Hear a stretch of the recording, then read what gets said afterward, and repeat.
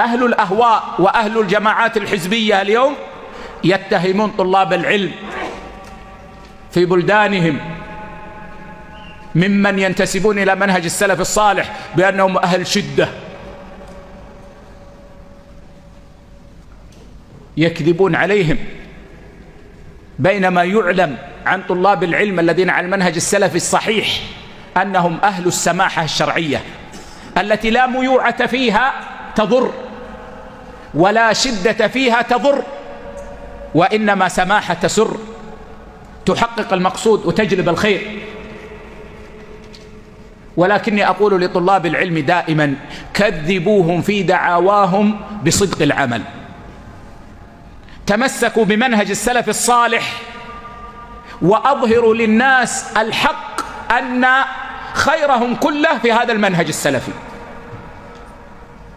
ولا تكرهوا الناس في منهج السلف بسوء تصرفكم. أنا أنصح الشباب دائما فأقول: إذا استقمت فاجعل أهلك يحبون الاستقامة، لا تجعل أهلك يبغضون الاستقامة. بعض الإخوة يكون على لطف وبر بالوالدين وإحسان لأخواته، فإذا استقام تغير، فيرسل رسالة إلى والديه ليست طيبة، ويكره من حوله في الاستقامة: كن للناس بعد استقامتك خيرا منك قبل استقامتك. حببوا الناس في دين الله، حببوا الناس في منهج السلف بالطريق الشرعي الصحيح، وهو الواقع.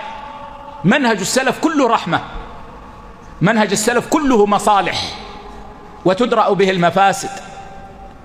وعلينا نحن طلاب العلم الذين وفقنا الله إلى معرفة هذا المنهج والسير عليه أن نبين للناس هذه الحقيقة بأخلاقنا، بأعمالنا، بتصرفاتنا المبنية على قال الله قال رسوله صلى الله عليه وسلم، وعلى طريق السلف الصالح رضوان الله عليه.